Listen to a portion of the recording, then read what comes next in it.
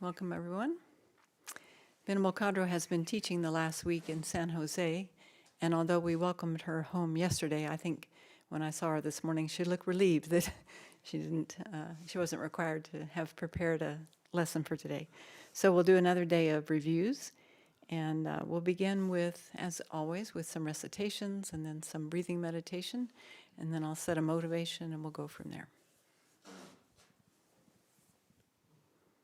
I take refuge until I have awakened in the Buddhas, the Dharma, and the Sangha. By the merit I create, by listening to the Dharma, I will attain Buddhahood in order to benefit all sentient beings. I take refuge until I have awakened in the Buddhas, the Dharma, and the Sangha. By the merit I create, by listening to the Dharma, I will attain Buddhahood in order to benefit all sentient beings. I take refuge until I have awakened in the Buddhas, the Dharma, and the Sangha.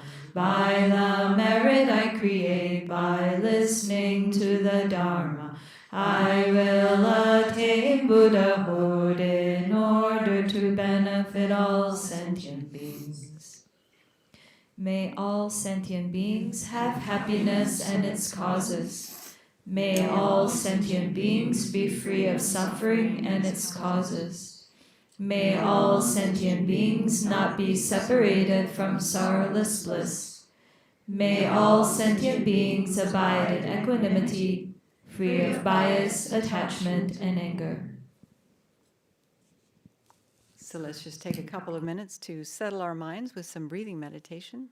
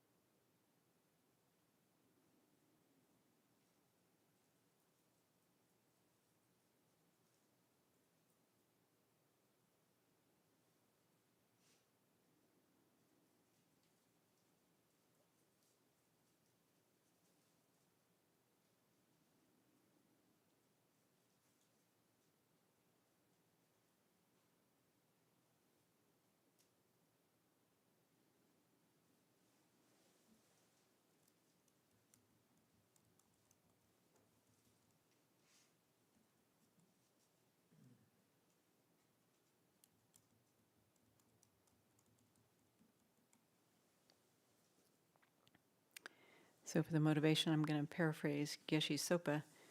In chapter 3, he gives a good summary, like several good summaries of how it is that we engage with the nature of reality and why. And so he begins by saying, our goal as Buddhist, as Buddhist, our goal is to develop the Dharmakaya, the Dharma body, to become fully awakened, to develop Buddhahood. And so how do we accomplish that? And he said, first we must critically reflect on the faults of samsara by understanding true suffering. And when we become completely disenchanted and disgusted with the suffering nature of samsara, we will find a strong desire to be rid of it from our lives. And then also seeing that we can't eliminate it without eliminating its causes, we need to work to discover the root of samsara. And if the root cause were outside of ourselves and beyond our control, such as in the hands of God or some universal nature or universal truth, then we may not be able to change it. Such a cause would always be out there, independent and untouchable, absolute. But our situation is different because from a Buddhist perspective, since our suffering has a cause, and that cause is internal, we've been able to identify that in our experience, then we can remove it and attain the longed-for freedom. So what is that fundamental cause? After we have investigated and searched for it deeply, both in scripture and our own experience, then we discover that it's the fundamental ignorance, the view of the transitory collection. The view of the transitory collection doesn't hold its object, the I or the mind, in our own continuum as transitory, as perishable, or even as a collection. Somewhere within our aggregates, which are in fact transitory, we think there's an independent controller who owns them. Our innate self-grasping mind doesn't think of itself as merely imputed on its parts. Instead, it seems that the I is a unit, something single with its own entity. And without questioning this notion, we will assume it's correct. But when we see how self-grasping view produces all the other mental afflictions, and that gives rise to all the miserable experiences we have in samsara, then we have some impetus to identify that root and counter it. So when we've examined thoroughly, and we've identified the real enemy that causes us to suffer, we will eventually spontaneously wish to be free of it from the depths of our heart.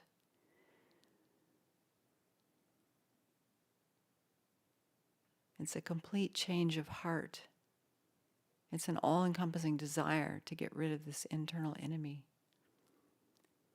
So let's continue with our reviews today, developing deep conviction in what is at the root of our samsara and all of our suffering, so that we can create the causes for attaining our own full awakening, and so that we will be able to lead all other kind mother sentient beings to a lasting state of peace and happiness, well-being.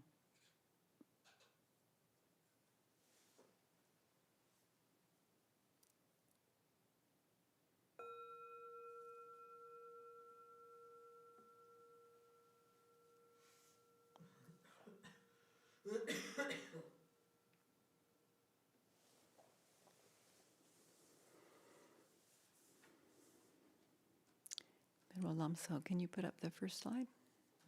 Thank you. So I've been just creating my own outline as we go, just from the outlines that we find in the book. And then here in red, I've created what I think are the main points that we covered last week. And each of us have our own free will to do this. I'm not imposing these on you, but this is what I came to. And so the first section, a general presentation of how to rely on the prerequisites, and that was pretty much spelled out for us. It was identified in the text. But then that next section was just full of such interesting information. And so we can go back and really try to discern for ourselves what were the main points. And I used a little bit of help from the Lamrim Chimmo, because actually this section is spelled out in many, many chapters. And so I just looked at the chapter headings to see what he was focusing on and identifying. The middle-length Lamrim is much more condensed. So under identifying afflicted ignorance, I think these are some of the main points, at least as I saw them. Ignorance is the root of all afflictions, and therefore wisdom antidotes all the afflictions. And that was brought out in the review last week. And that ignorance is the opposite of knowledge. It's not just not knowing, it's the opposite, the exact opposite of knowledge. And it superimposes a self of persons and phenomena. And that this superimposition is not just any superimposition, but it's apprehending phenomena to exist essentially, intrinsically, inherently, existing by way of their own character. There are many terms that we find in the literature, and I think in Jeffrey Hopkins' Meditation on Emptiness, he gives 10 synonyms for grasping at inherent existence. So this is interesting because Prasangikas don't accept that any phenomena exists inherently, intrinsically, by way of its own character. None at all. And this is different from all the other tenet schools below Prasangika. And then the Buddha said the worlds are not inherently established, but merely imputed by conceptuality. So there he's spelling out dependent arising, and in the most subtle level of dependent arising. And then Chantakirti is the one who said grasping at self, a person, and phenomena are both afflicted ignorance. So if you reflect on tenets from Middle Way Autonomous and below, they describe that differently, that grasping at self of phenomena is a cognitive obscuration for both Middle Way Autonomous and mind-only practitioners, Chittamantras. So he's making some very subtle but very pointed distinctions here. In fact, there's a text called,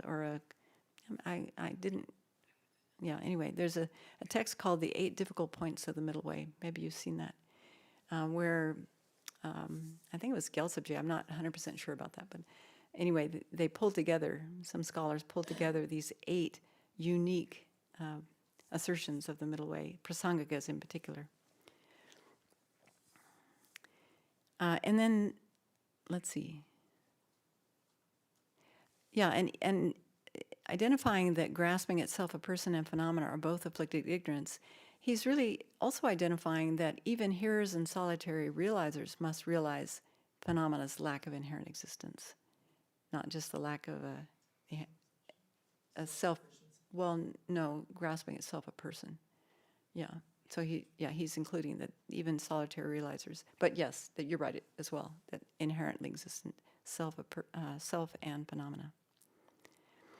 And then Chantakirti also identified that the conceived object of innate view of the transitory collection is inherent existence, and its observed object is the mere I or mine, not the collection, not the mental consciousness, and not the mind basis of all. So again, another very distinct description and delineation from other practitioners, other tenet holders.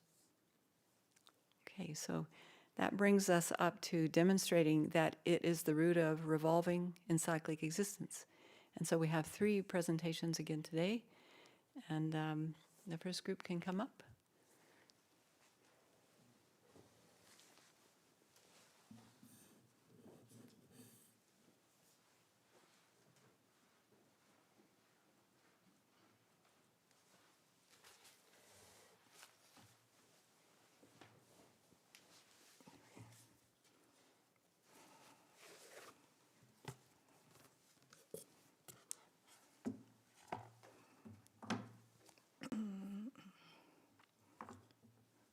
So we're in this broad section, which is how to train in special insight, which actually spreads from the middle, the second scope to the third scope, because people in the second scope also has to realize this.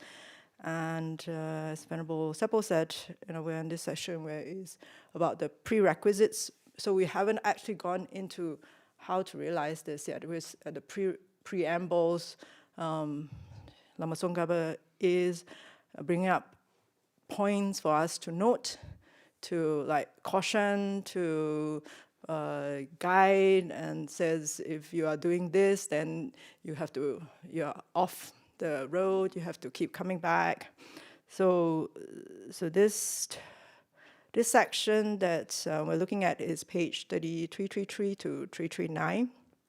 No, sorry, are we doing 333? 339 to 343. Okay, so next slide. So this is Venerable Khadro's slide that I adapted to show. I'm giving just an overview of this section. She talked about the different selflessness of person.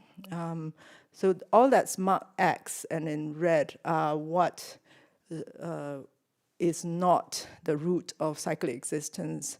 And you will see that all Buddhist schools will say that ignorance is the root of cyclic existence. But what ignorance? Each school differs.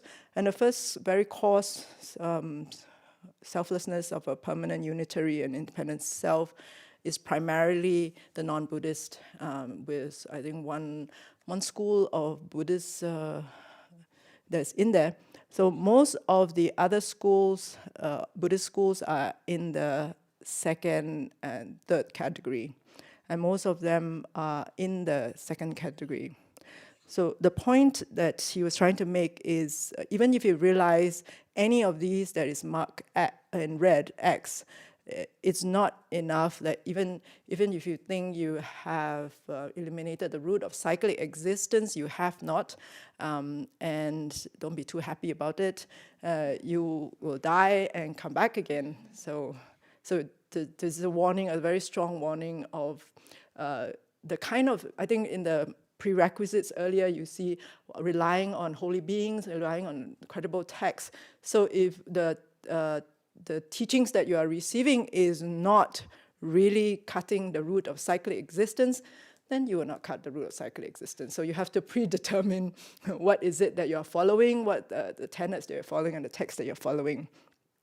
And that only the innate self-grasping ignorance of inherently existing self, of both person and phenomena, is the root. And this is unique to the Prasangika.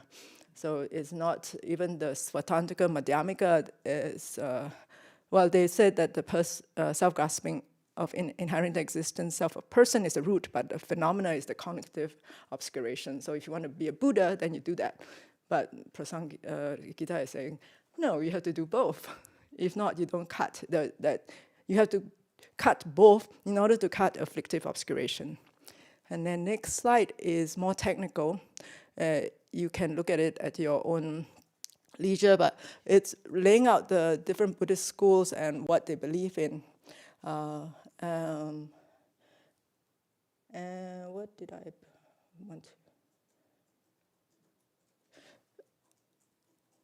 And if you can see, like the others, even the lower schools don't even posit the selflessness of phenomena. Yeah. So the point of this slide is that these are views that the masters have laid out. Some say it's pedagogical, but it's to find these views in ourselves and eliminate them, and that how do we have the negation of this view in our own mind stream? And then it's a step-by-step process. And also that it's not here, but going to the next slide. if you look at the other part that is in this section is the rising of afflictions and how you cycle. And based on the first one is eye consciousness apprehending a flower. So we start from a direct cognition, and then we go through all the 7 different types of cognition. We get to inferential, and then we get to direct connection again. So that's a process that probably comes out in the later part of the book. So if you see this, these are different parts that one of the points 2 and 3, self-grasping ignorance of inherent existent flower, that's self-grasping of phenomena, and then in ignorance grasping inherently existing my flower, there's the jikta, the self-grasping of person,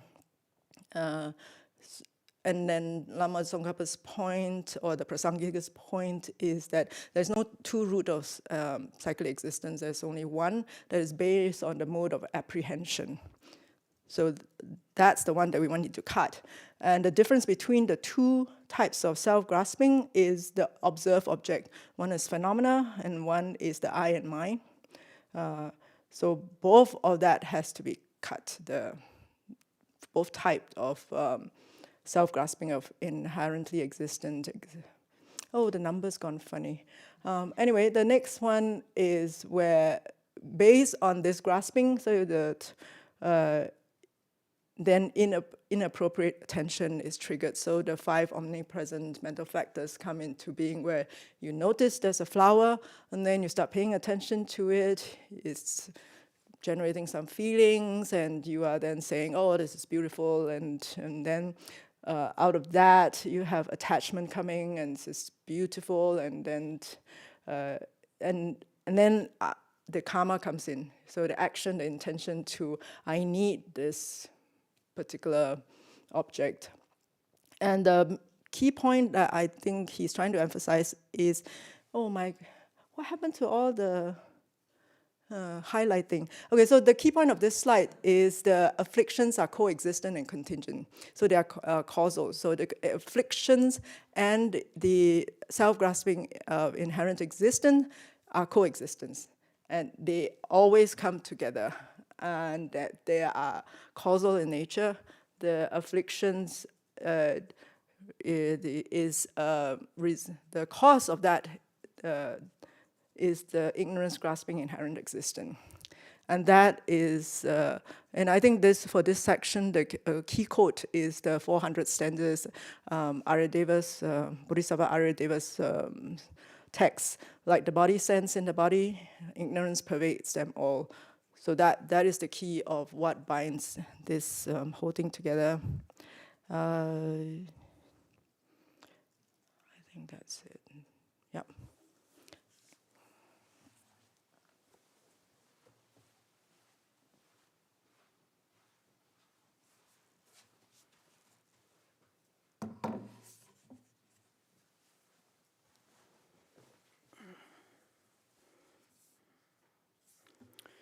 So next slide. So what binds all sentient beings in cyclic existence is innate ignorance. And since intellectually acquired ignorance is only present in proponents of tenets, it is illogical for it to be the root of cyclic existence. And if we negate the 2 types of self, but do not refute the way they are apprehended by innate ignorance, then we will ascertain the selfness that negates only imputations by the proponents of tenets. So it falls short, certainly. And next slide.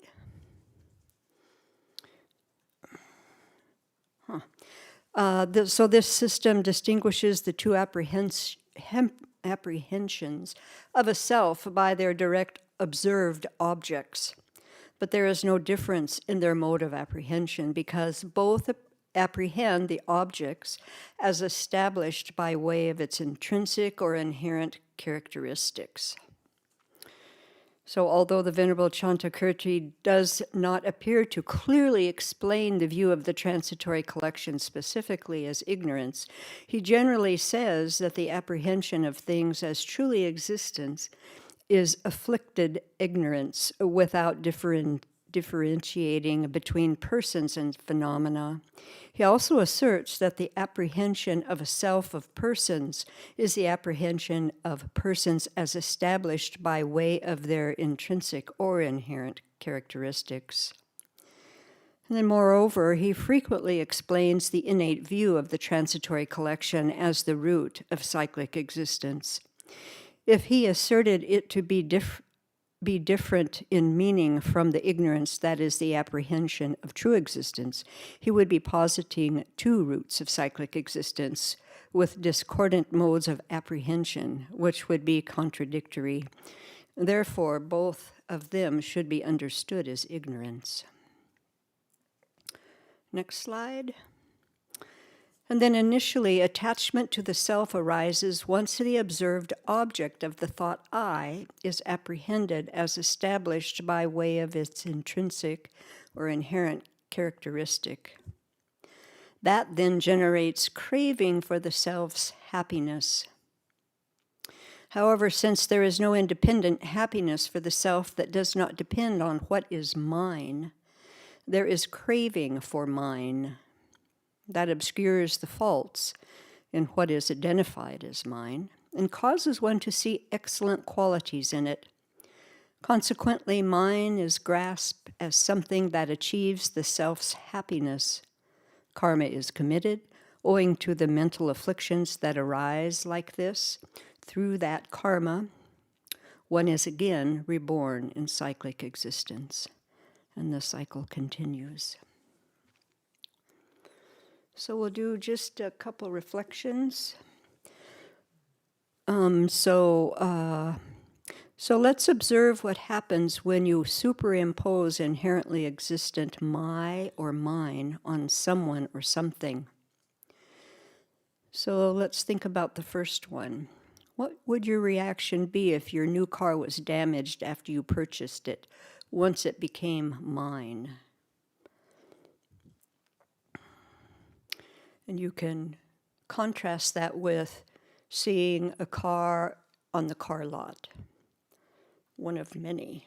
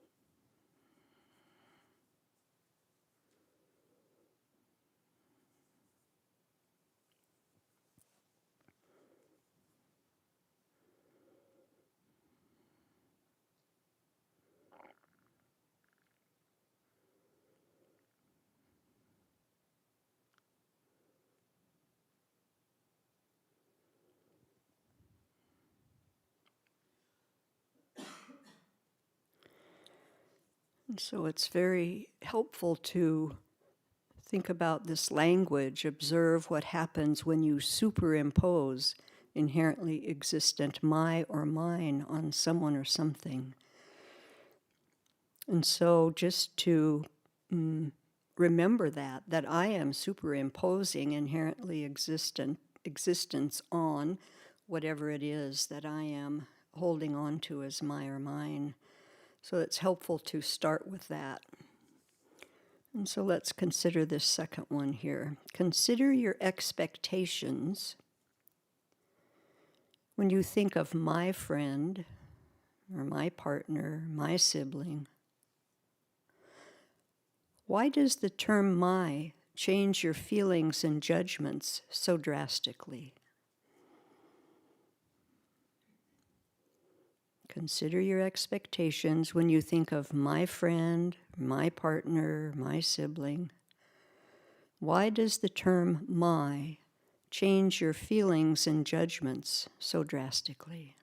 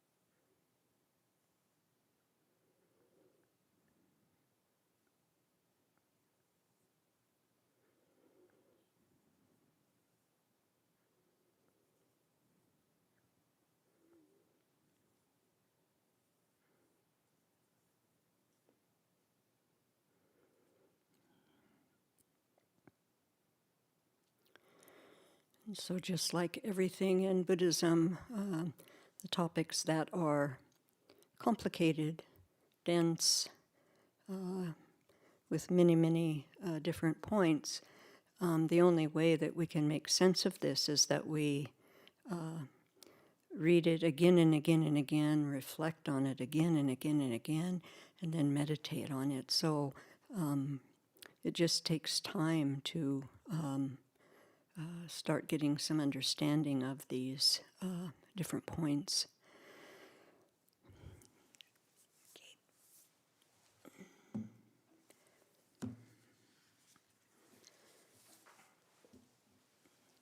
Next group.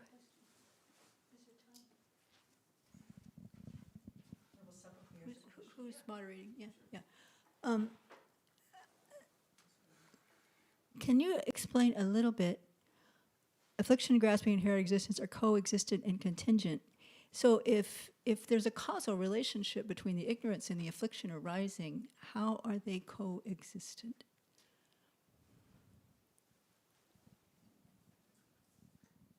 They're coexistent because they exist at the same time.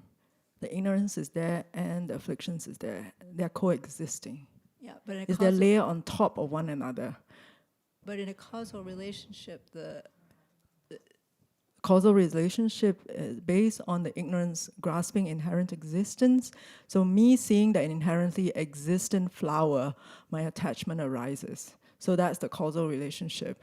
But while I'm grasping at this beautiful inherently existing flowers, both of them are coexistent. Both of them are there. Both the ignorance and the attachment are there.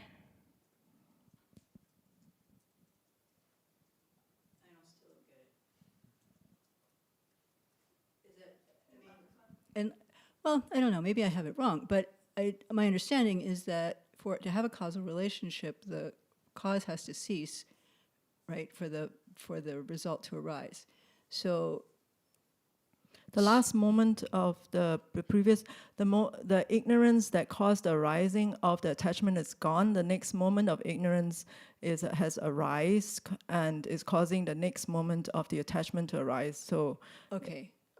it's so they are coexistence. So they are not like when ignorance attachment is there, ignorance is gone. Ignorance is still there. Yeah, so it's not like the specific moment that caused it to arise has ceased, but the continuity of the ignorance is going on. Yes. Yeah, okay. So that specific cause is gone, but the general cause, the ignorance pervades. Hence the quote of the Ari Davis 400. Yeah, To yeah, me, which that I've one's always very puzzled important. about That it too. pervades everything. Yeah, so that's helpful. Thank you.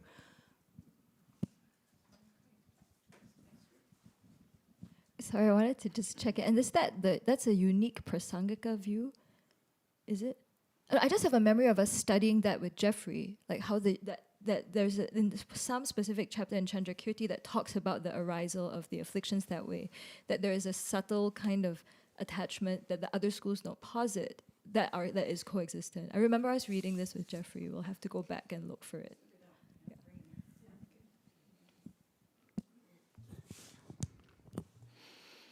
Okay, Venerable Ngawang and I did the next section, pages 344 and 348, to 348, which is looking at, if Venerable Lamsal, next slide, the reason you need to seek the view that realizes selflessness if you wish to eliminate that ignorance.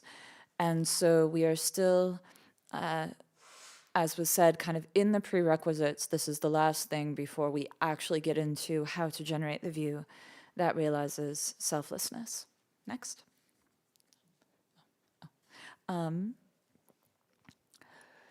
So to summarize this simply, I think the key is really that we need to eliminate ignorance in a particular way.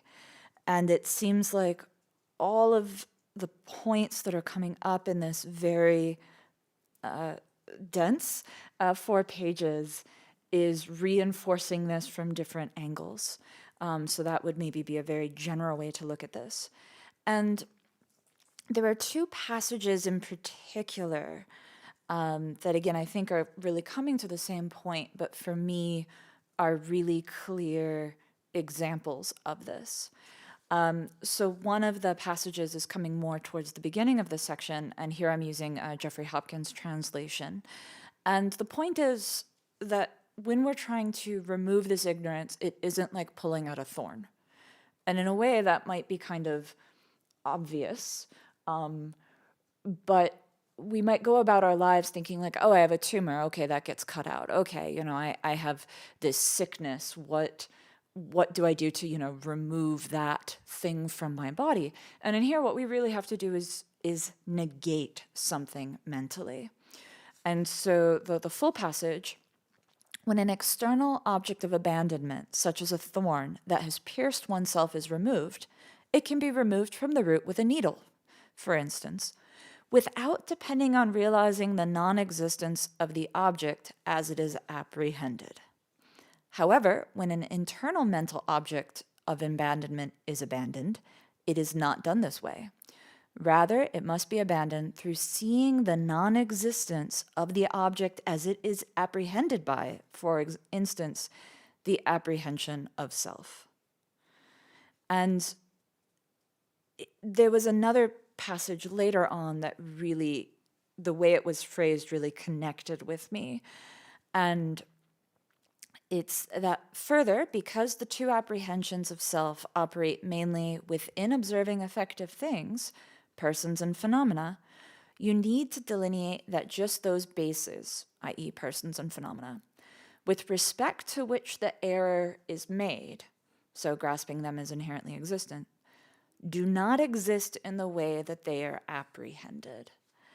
And so this really connected with me in this idea that, we're not trying to negate something above, the person. When I see Venerable Deki, it isn't like, okay, well, how am I thinking about Venerable Deki? I think of this, this, this, this. Okay, that's what I have to remove. It's like, just looking at Venerable Deki, it's like, I am apprehending her or myself or the gong as inherently existent. And there's a really fundamental level that needs to be negated. So I just really liked how that was phrased. And so this comes down to correctly identifying the object of negation. So there's going to be multiple points in these 4 pages where that point is made again and again.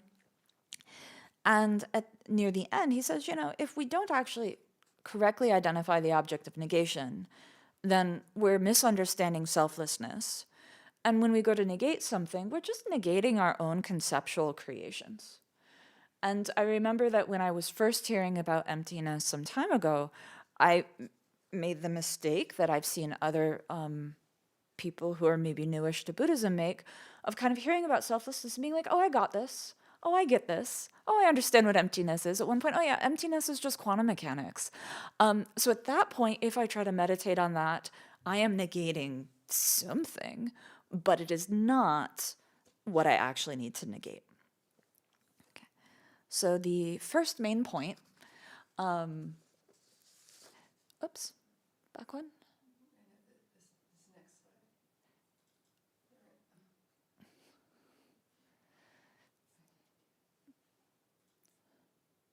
Can you go back one? There we are, good. Okay, next slide, okay.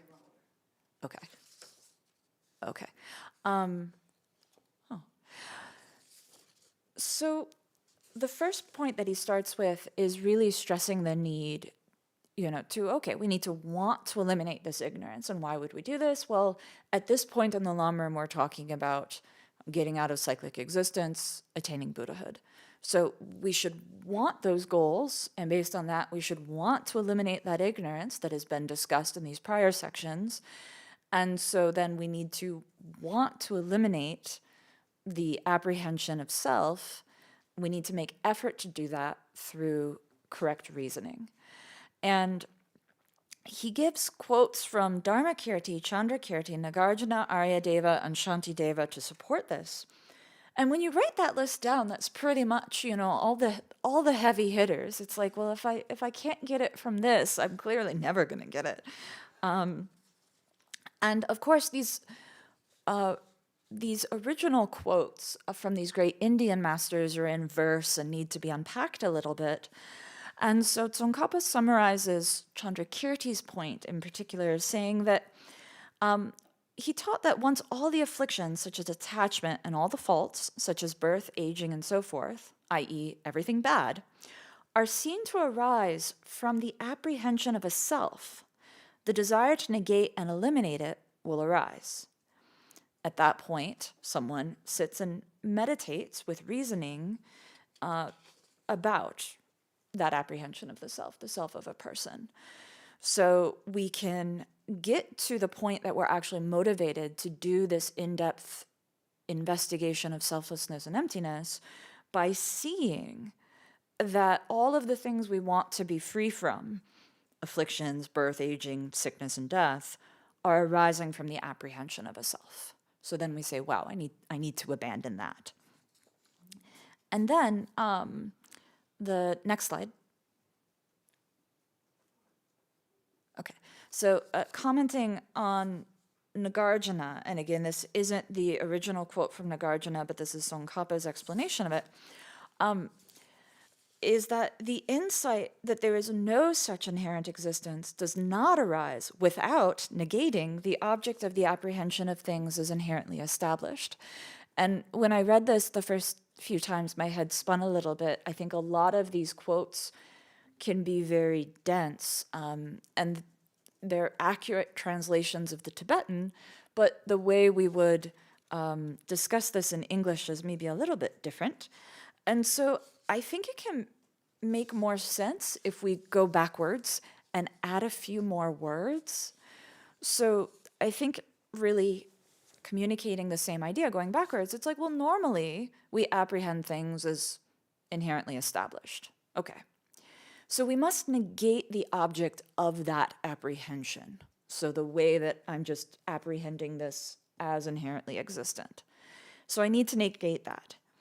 If I don't do that, then there's no way I'm going to have the insight of selflessness or the insight of the lack of inherent existence. So there must be some negation there, but I think we can kind of break this apart and go backwards to make more sense of it.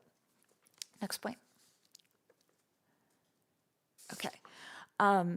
So then another explicit point here that I think is really helpful to grab onto is that there are actually 3 possible apprehensions with regard to true existence. And I think that Tsongkhapa is stressing this because some people might think that there's only 2 possibilities here rather than 3. And if you think that there's 2 possibilities here, that basically you observe things as inherently existent or not inherently existent, or specifically truly existent, then if you just cleared your mind of all thoughts, well, right now I'm not apprehending anything as truly existent, so therefore that must be selflessness. And so that dichotomy is not true. Why? Because there's a 3rd possibility.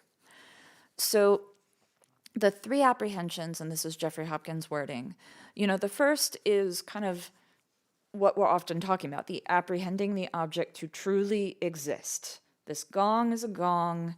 It really is what I think it is. Now, the second one, apprehending it to not truly exist, is really the realization of emptiness, right? So that's what we're aiming for, that second one. But the point being that you might not be in the first category, but that doesn't mean you're in the second category because there's a third one. And Venerable Khadro was making the example that the first one here you can really think of as grasping at true existence. So this first case would be, for instance, someone insulted me. Well, I'm really grasping myself as truly existent then. But sometimes we're just going about life being like, I'm going to the store, and there's really not that grasping. But that I still appear as inherently existent, but I might not, in my mind, really assent to that. But that doesn't mean that I'm realizing emptiness or selflessness in that moment. I'm just in that third category of, it's neither of these. It's a mind that isn't really grasping at inherent existence and is also not realizing emptiness.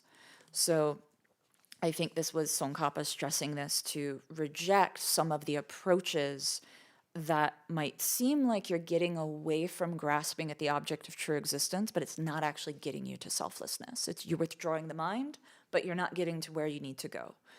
Again, the point is you have to actively meditate on the correct object of negation and actually negate it. And as one side point, before Venerable Ngawang gets to the third point, Venerable Khadro had a qualm about one of the places in this section in particular where she thought the Korku translation was incorrect.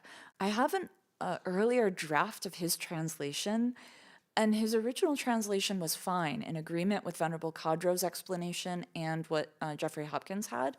So I think this was an editorial change to make it read more like it makes sense, but it actually no longer matches what the Tibetan says. So I felt better knowing, it isn't that Korku made a mistake in the translation, but an editor fixed it for him.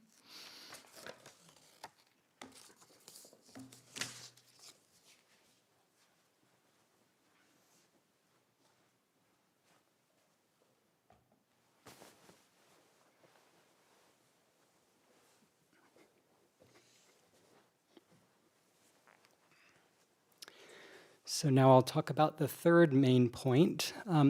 So I'll just start with reading Nagarjuna's quote from the root text on wisdom. This is on page 348. There is freedom when karma and afflictions are spent. Karma and afflictions arise from thoughts, and those arise from elaborations. Elaborations are stopped by emptiness. So then this third point is really the process by which the realization of emptiness eliminates all dukkha and brings liberation. And so on the page before, Lama Tsongkhapa summarizes Nagarjuna's quote, kind of going in reverse, which is what I've shown on the slides here. So first, we're looking at when we realize emptiness directly, the emptiness of inherent existence. That is actually what stops the ignorance, which is the elaborations of inherent existence. And then when you stop the elaborations of inherent existence, then that stops discursive thought. And Venerable Khadro said here that discursive thought here is numtok. And Lama Tsongkhapa describes this as the improper mental attention that superimposes, that superimposes qualities such as attractiveness and repulsiveness. So thinking things are more wonderful or more terrible than they actually are. So when that discursive thought, the numtok, stops, then that stops all the other mental afflictions that have the view of the transitory collections as their root. So such as attachment and anger. And then when that stops, then that stops the karma motivated by them. So we're not acting out these afflictions. And then that stops rebirth and cyclic existence. So now we're going to do a reflection based on this. And so take a moment to get into a meditative posture. Let the mind calm.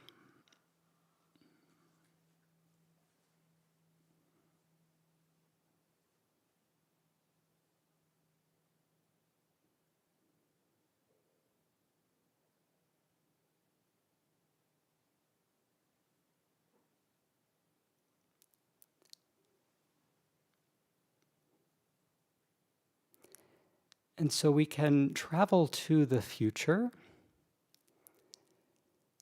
and imagine that we have realized emptiness directly,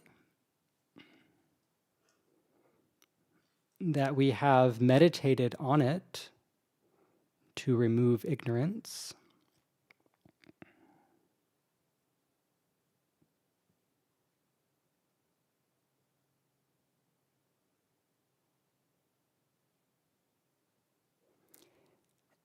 and this realization has stopped all of our elaborations of inherent existence.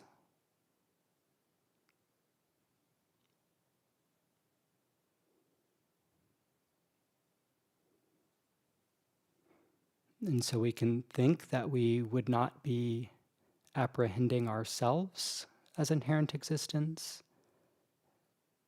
We would not be apprehending other people as inherently existent.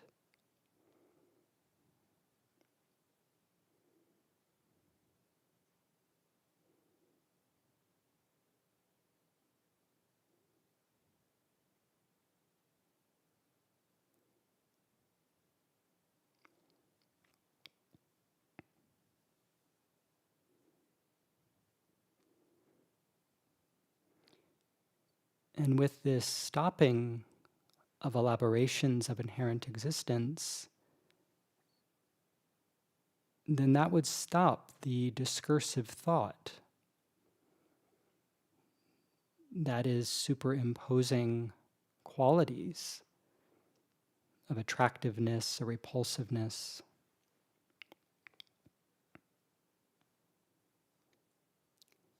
And as an example, we can think that this would stop the thought that this person is a jerk, that they're really terrible. We wouldn't have that thought.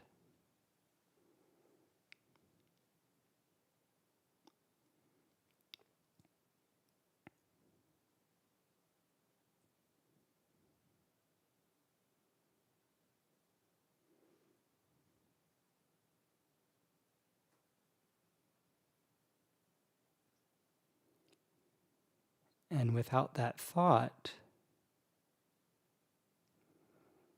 then we wouldn't have other mental afflictions.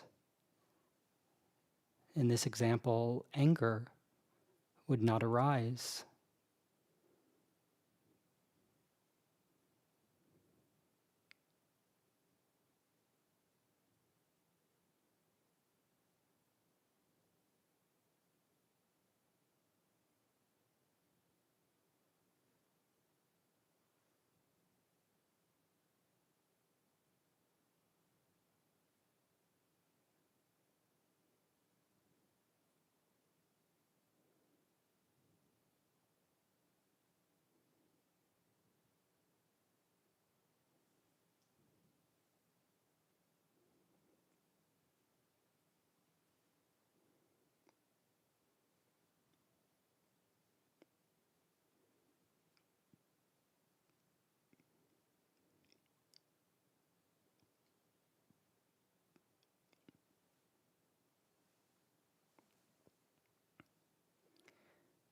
And without having mental afflictions, then polluted karma would not be created.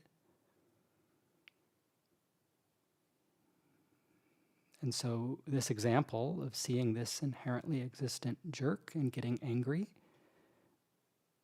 without these previous steps, we wouldn't speak harshly to them.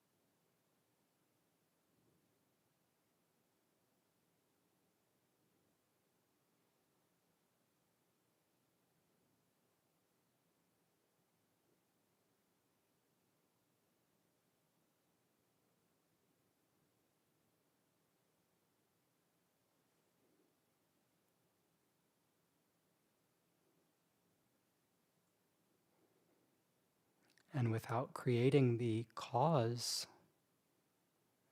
for future rebirths in cyclic existence, under the control of afflictions and karma,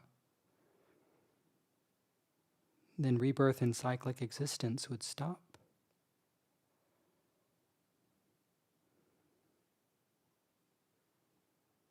We would avoid the unfortunate rebirth that would come as a result of the harsh speech, and instead attain liberation.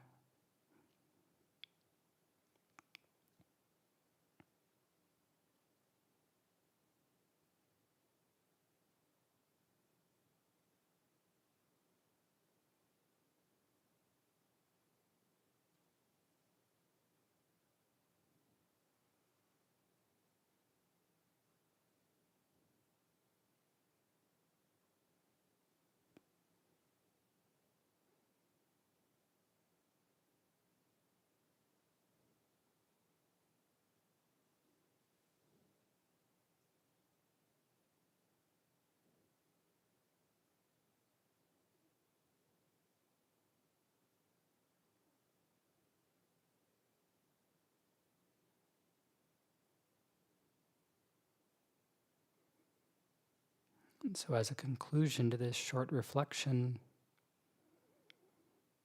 we can think by understanding the stages of entering into and turning away from cyclic existence, and really cherishing the realization of the meaning of suchness, we can make a strong determination to make progress towards this realization of emptiness.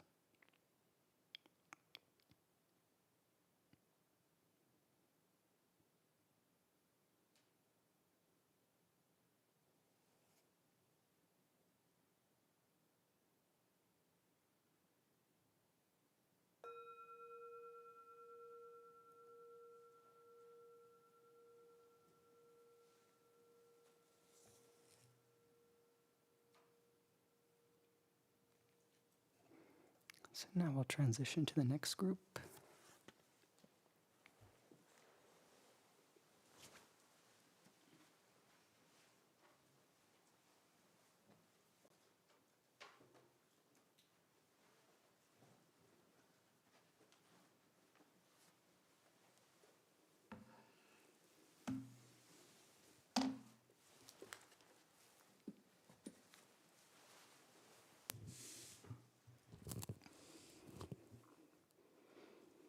So I'd like to put into perspective what we're trying to do this morning.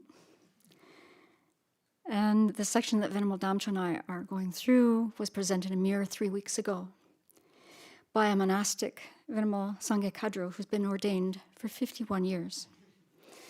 So let's recognize the material is very challenging. It doesn't help me to reread the book. I'll tell you that. It did help. I'll tell you where it helped. It was helpful to speak about the challenge with Venerable Damcho. It was helpful to create a transcription of the talk that Venerable Khadro gave a mere 3 weeks ago. Did I need to say it again? And it really helped to look at other sources. So I looked at Jeffrey Hopkins, but I was so overjoyed to find in Insight and Emptiness some passages here that really speak clearly. And his editor is the brilliant Venerable Thupten Chodron.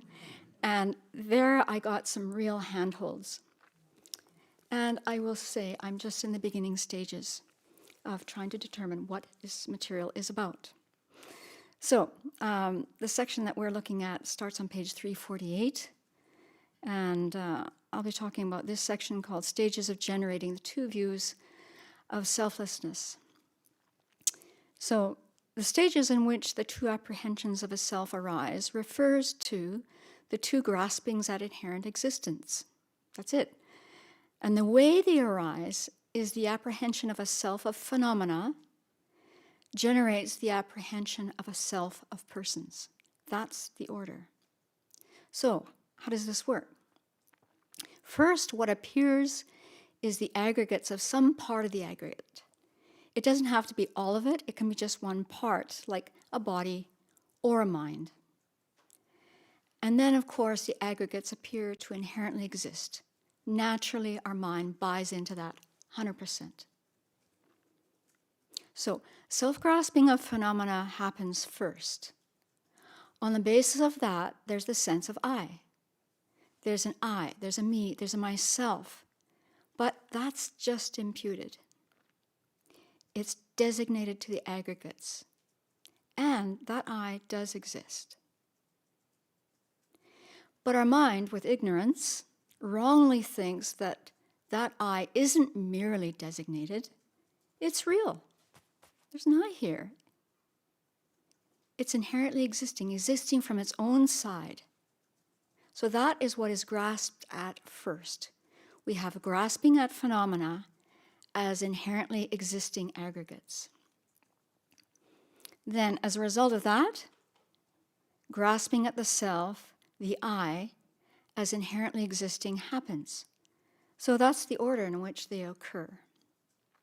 Okay, now this is from Insight into Emptiness. Thank you, Khenso Jampa Tekchok. So he poses this wonderful question. How does it come about that first the grasping of phenomena arises, and then the self-grasping of person? So self-grasping of phenomena, self-grasping of person. So he says, first we see the aggregates of the person. Actually, we don't necessarily have to see the aggregates with our eyes. We may know one of their aggregates in another way, such as hearing someone's voice, feeling their hand on our shoulder, thinking about their kindness. Depending on and following this appearance of one or more of the aggregates, grasping the aggregates as inherently existent arises. This is the self-grasping of phenomena. Due to that appearance of the person's aggregates, we think, of course he's going to say, this is Tenzin. I'll say, this is Kelly. Following that arises the grasping of Kelly as being inherently existent, which is the self-grasping of person. That is how, in our continuum, the self-grasping of phenomena arises, followed by the self-grasping of the person. Based on this, and this is lovely that he adds this in, based on that just happened, attachment, anger, jealousy, or a host of other afflicted attitudes or emotions may arise. And then, of course, when that happens, we create karma that keeps us bound in cyclic existence. The self-grasping of phenomena, followed by self-grasping of persons, doesn't arise every time we apprehend someone's aggregates. However, when we ask, well, how did my anger or attachment towards someone come about? This is the sequence.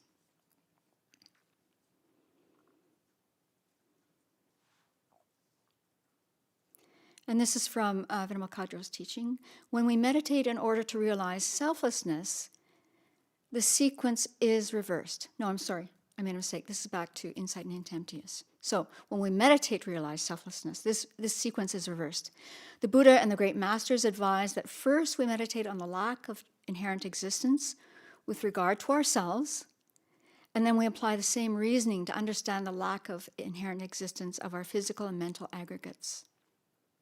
Having done that, we then apply to all other phenomena in order to realize the emptiness of inherent existence.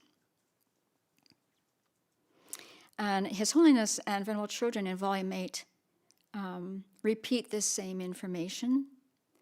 So they say, the great treatise on the stages of the path recommends meditating on the selflessness of persons first. This is the case in the Condensed Perfection of Wisdom Sutra, where the Buddha first explains the selflessness of persons and then says that the same contemplation should be applied to all other phenomena, especially the aggregates that are the basis of designation of the person. So they say this mirrors the recommendation of most spiritual mentors to meditate on the selflessness of persons first, because it is said to be easier to understand than the selflessness of phenomena, although there is no difference in the subtlety between the two. Okay, back to insight into emptiness. This is the part I really love. So he gives reasons for this sequence. And I didn't see this anywhere else, but I could be mistaken that I just missed it. So he says, in our spiritual search, we first grapple with the question of our own and others' dukkha in cyclic existence. Because it is the person who comes from past lives to this life and goes from this life to future lives, understanding the ultimate nature of the person is most important. Thus, our contemplation leads us to inquire into the self-grasping of the person first and meditate on the selflessness of the person first. And the second reason for this switch in sequence is that it's easier. I find this word interesting that they're using the word easier. Maybe someday. It's easier to realize the emptiness of persons rather than to realize the emptiness of phenomena. This is because of the relationship between the I and the aggregates. The I is imputed independence on the aggregates. The analogy of the child of a barren woman will help us understand this. If we understand that the child of a barren woman does not exist, we easily understand that the child's nose doesn't exist either. In the same way, by first understanding the lack of self-existence with regard to the person, we will find it easy to understand that the aggregates that are the basis of designation of the person are also not self-existent. In her teaching 3 weeks ago, Venerable Khadro also brought this to our attention. It is more difficult to ascertain the selflessness of phenomena on the basis of eyes, ears, and so forth, and easier to ascertain it on the basis of reflected images, which is why these latter are taken as illustrations for determining the selflessness of the former. So what she's doing here, she's comparing with regard to phenomena, something like our own eyes and our ears and so forth as compared to a reflection in a mirror. And so Venerable Khadro says, Tsongkhapa is saying it's easier to realize how a reflection in a mirror is empty of inherent existence compared to our own eyes and ears. It's easy to see that a reflection in the mirror just occurs because of causes and conditions. There's the mirror, the glass.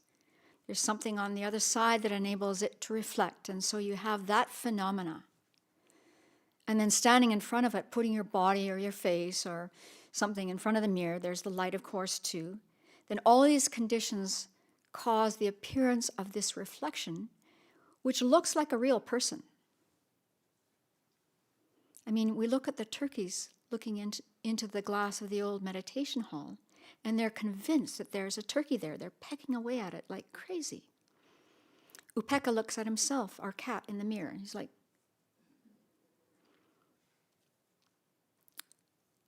so it looks like there's a real you over there in the mirror, but of course there isn't.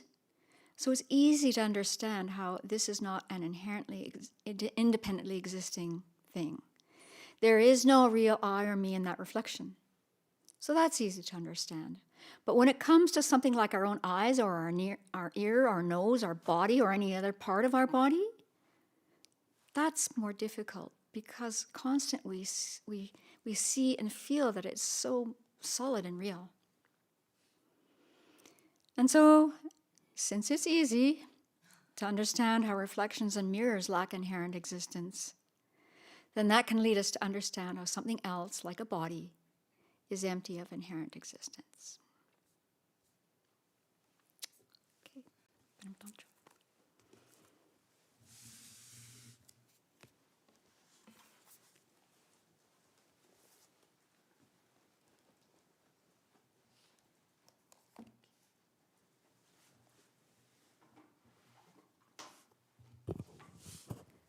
So for this final section, it's actually the beginning of a new chapter. Yeah, so we've kind of finished this whole from last week till this week, all these reviews have been of the chapter on special insight, right? Like everyone said, setting up the prerequisites, all the different notions we need to keep in mind. And now we're beginning a chapter called the selflessness of persons, right? And then it begins with the actual progressive generation of the two views of selflessness. This has 2 points: determining the selflessness of persons, determining the selflessness of phenomena. So apparently, yes, this is the apparently easier one. So we're going to start there. And the first step is to identify persons. Yeah, so this is this little section that, Venerable Sangye Khadro will continue to build on in the coming weeks. The 3 main points I would pull out is, first of all, Lama Tsongkhapa gives us a definition of persons. Then he gets into why are the persons not the aggregates? Yeah, and how this is actually quite difficult to prove logically. So that's, he quotes from scripture to wrestle with that. And then at the very end, he sets up how there's actually a mere I that conventionally exists, which is different from the self that inherently exists. Yeah, so we're trying to identify the object of negation, I would say, right, when we're negating the self of persons. So that's why this section is important, as I think Venerable Rinchen pointed out. If you're negating the wrong object, you're not going to get anywhere with this. But it's complicated. Yeah. So first of all, he gives us a definition in the text, which is that the persons are persons of the 6 classes, right, all the beings in the 6 realms. And he adds on to say, these are the accumulators of virtuous and non-virtuous karma, experiences of the effects of karma. These are the beings who cultivate paths for the sake of liberation, they attain liberation, they revolve in cyclic existence. And I think this little addition is quite important, because that's what's at stake, right? Because if you negate the person's existence completely, you say there's no person, then that whole debate comes up. Who is accumulating karma? Who is experiencing karmic results? Who is cultivating the path to liberation? Who attains liberation? Right? So it's important that we identify the person accurately so that we don't fall into the extreme of nihilism, right? To come to the point where you're like, yeah, okay, fine, nobody exists, right? So nobody creates karma, I can do whatever I want. That's very dangerous. So for a start, we're looking at a person who is accumulating karma, experiencing its effects, cultivates the path to awakening. Yeah. But as all of us know from our studies, this is a topic of huge debate, right? Who or what is this person that's creating the karma, or what even carries the karma from life to life? All right. So he next starts to this section. He gives us quotes from Chandrakirti's entering the middle way, right? So he's quoting sutras quoted or paraphrased by Chandrakirti and then explaining them. So it's like a multiple level of quotes, right? So the first, he gives us 2 verses from the Vajira Sutta. People who haven't watched the BBC's online, right? This is Venerable Pema did a whole series of kind of reflections and recitations of these verses from suttas, and 2 of them are from 2 sets of verses are spoken by Bhikkhuni Vajira, and these are extremely famous in our tradition. It's like the crux of proving that the person is imputed independence upon the aggregates. Right? So I'm just going to read these 2 verses, which are here being quoted by Chandrakirti and then explained by Lama Tsongkhapa. Right? So the first verse is, the so-called self is Mara's thought, and you have come to hold this view. The composition of aggregates is empty. There is no sentient being in it.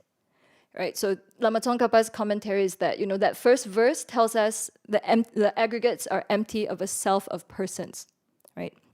And then he makes the next move. He says, just as people speak of chariots based on collections of chariot parts, they conventionally say sentient beings based on the aggregates of beings. All right, so now we get the second verse that's now establishing that the aggregates are empty of a self of persons, but a person conventionally exists. How does this person exist? It is conventionally imputed based on the aggregates of beings. Right, so that's like a separate movement. And that's his reading of these 2 verses from scripture. Yeah, I will say this because I've read, I'm working through a commentary by a different master that tells you how these 2 verses are read differently in all 4 tenet schools. So it's like, okay, right, so this is Lama Tsongkhapa's reading, and I feel like sometimes we take this for granted just because we've heard this so many times, right? It's like, yeah, the person's imputed independence on the basis of the aggregates. And we hear that as like the received view, right? But here he's actually setting up how we're going to get to it. I feel that's more difficult to understand, because we've gotten that as the quote right answer, right? But we haven't arrived at it ourselves. And we have to remember this was not the mainstream view, as I understand it, in Lama Tsongkhapa's time. Right, he's actually had to refute all these other views, or like he's setting up what is called the unique prasangika view. And so that's why he has to do this with a lot of logical reasoning slowly. So I have to undo my own like accepted assumptions to try and imagine this world where like his view is coming as kind of a shock or something different. It's like, okay. So, okay, he set that up, all right. First of all, the point he's trying to make here is that he's defining something called a basis of imputation. Here we call them the aggregates. And then he's setting up something called the imputed phenomenon, which is the person. And he's making the argument that the person is not the aggregates. It is not logical for the basis to be the imputed phenomenon, right? Yeah, so that's what he's setting up. And Venerable children will always say, all the time to us it appears like they're the same thing. Like, this body is me. I just take that for granted, or my thoughts are me. It's like I don't even distinguish the 2. What I say is me, or what you say is you. How could you say that? It just happens like this, right? Like, yeah, there you are, yeah? So he's kind of breaking apart that process and telling us why this person that is an imputation is not the aggregates. So next he gives us 2 verses from Entering the Middle Way by Chandrakirti. That is, so the first is Chandrakirti just saying, the sutras say that since it depends on the aggregates, the mere collection of aggregates is not the self. Right? And then we have Chandrakirti kind of quoting a verse from sutras and then refuting it. Yeah. So I'll just read the verse and then kind of get into that. So here the verse is objection. And the word objection came from Jeffrey Hopkins' translation. The one that we're reading doesn't have that. This is from Entering the Middle Way. So you get objection. The teacher said the aggregates are the self. All right, then we have Chandrakirti's reply. Answer. If that's why you posit the aggregates as the self, if it only refutes a self apart from the aggregates, for other sutras make statements like form is not self. Yeah, so here Lama Tsongkhapa explains that, Chandrakirti is quoting a scriptural source in which the Buddha apparently said that aggregates are the self, right? But it's not a definitive sutra. Right? Here the Buddha is refuting non-Buddhist views. he's just refuting the idea that there's a self that can exist kind of totally separate from the aggregates. That's all. This kind of view that's held by some ascetics or Brahmins, right? So he's saying, no, right? That's not the case. The self is not completely separate, right? And then he says the aggregates are the self, yeah. But that is not a definitive statement, right? It doesn't thoroughly, you're just refuting a self apart from the aggregates. That's one problem. Yeah, it's not a thorough refutation of the self of persons here. And the next problem that we get is that there are other sutras that tell you that form is not the self and so forth. Yeah, so what do you make of that? Is the Buddha contradicting himself? Right? Or no, these are just not definitive scriptures. Yeah. So that's the two logical kind of points he makes here. Yeah? If we say that the aggregates are the self, right, that is only refuting one type of self of persons that is completely separate from the aggregates, and also it's contradictory to other scriptures. So here, Venerable Sangye Khadro kind of went on a wonderful commentary here about how actually the lower Buddhist schools also cite this to support their view. But here they're saying, the aggregates are the self, in that you can find a conventionally existent person in the aggregates. Right? So the examples she gave were the because based on the lower schools, if you can't find something and point to that as the person, then the whole system of karma breaks down. Right? There's no one who's creating karma and accumulating it. There's no one who is, attaining the path to liberation. Right? So then these lower schools say, okay, the collection of aggregates are the self or the mind, the sixth consciousness is the self, the eighth consciousness is the self. And Lama Tsongkhapa is saying, no, that's not the case, right? And so the argument he makes here is that what is the observed, we're going back here to what is the observed object of the view of the transitory collection, right? If the observed object is the aggregates, then that's what you're negating as the person. Then you're kind of barking up the wrong tree. Right? He's saying, no, the observed object is the mere I, this thought of I that arises in dependence on the aggregates. Right? And then when you exaggerate that and say, no, that I doesn't just merely depend on imputation, it's union, it's there, it's real, it owns the aggregates, it's part of the aggregates, there it is, then that's what we're negating, that's what gets us into trouble. Yeah. So he ends this section with just pointing out, we have to make a difference between a mere I, right, this, which we say is self, right, and it conventionally exists, and the inherently existent self, which is also called self, just to make life more complicated, but that's the self that does not exist, right? And having to get clear about that is the unique prasangika method of identifying the selflessness of persons. Okay, then it's just a setup for the rest of the chapter, which is then going to get into how do we meditate on this. So I think we're at time, so I'm not going to lead a reflection. Venerable Sepul is going to come and take over.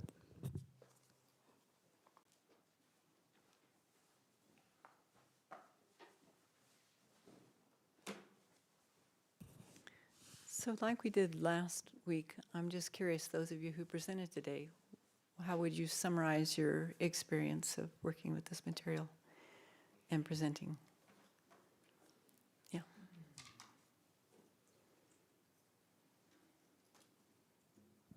Extremely beneficial. Yeah, you actually have to really think about the material if you're going to get up there and try to even talk about it at all. So yeah, I just found it so beneficial because there's some impetus to really dig into the material. And also discussing it with someone else is also extremely helpful. What a concept. Then what, Jigme?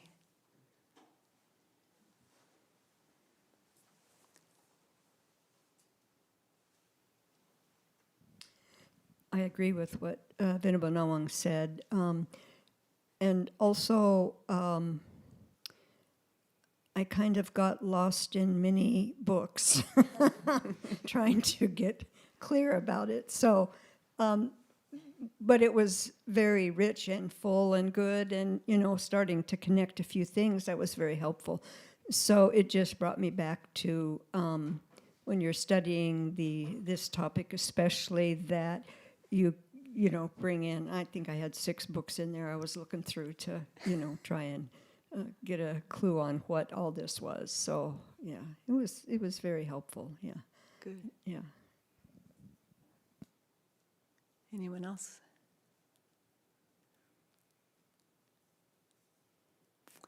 Okay, so thank you for all the presentations. They were very clear today.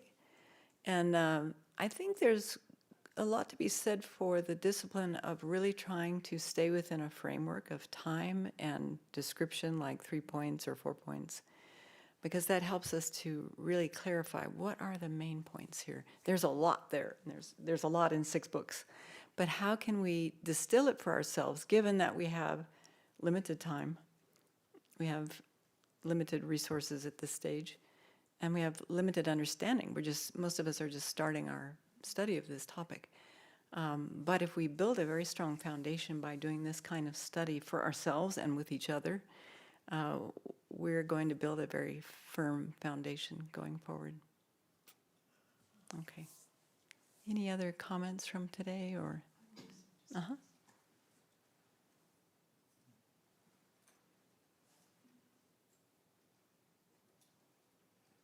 I think it was very helpful over the course of this book for Venerable Sangye Khadro to admit that this is a hard topic and that she had to go outside the text to look for sources.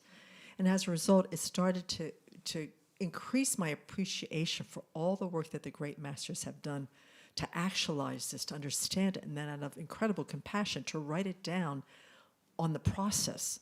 And out of all the sources, all of us like resonate with different commentaries, like they hit home in a certain way. But to have the sources and to have that kind of compassion and thoughtfulness of the great masters to unpack something that is so profound yet so complicated, I really began to appreciate the gift that was given to us over the past 1,000 years that they actually wrote these down. And that now through that, thinking about that, talking to each other, sharing, the understandings are starting to come little by little. Without the commentaries, this is it. I mean, this is it. Perfection and wisdom. You know, we have the perfection of wisdom, and with nobody to explain it, here we are. So I really learned to appreciate everybody's going to the sources, trying to figure out what it says for them to understand, to be able to explain it. That was very much appreciated in this process. Use the microphone. That's what I'm saying, Venerable Chun. It's not like they're in Tibetan. Yes, we have the sources in English. That was more obvious to me than having to explain that it's not Tibetan. Yeah, Venerable Damche. Yeah, I want to say too, I mean, there was no time to lead a reflection, but I will say the exercise of leading a reflection gets me to think about how we're taking this very difficult material and how does it apply to my everyday experience, right? So the one that's alive for me now is I just open the news, I look at words, I look at an image, and my mind is so disturbed. Right? But it's like, what am I imputing the person on the basis of? It's it's an image, it's a quote, direct quote. I'm like, who is that person that I'm so mad with? Right? And then you go further with the aggregates, it's like, that's a picture selected by a journalist for a purpose. That's a quote selected for a purpose to shape the way something. I think. Then it's like, but there is a conventionally existent person. What is that? How do I relate to that person with compassion instead of getting so upset? So that's where it is for me in my practice. Good. And maybe can we put a link to your reflection in the blurb for today?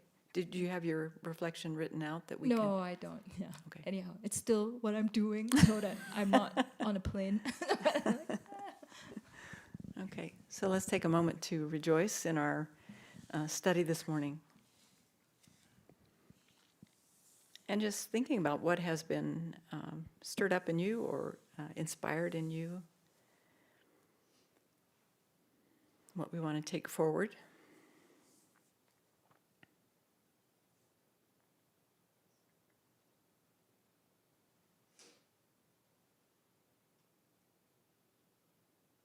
And then we'll dedicate.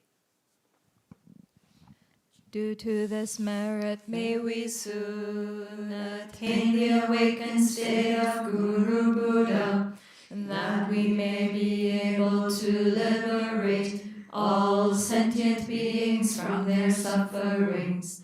May the precious Bodhi mind, not yet born, arise and grow. May that born have no decline, but increase forever.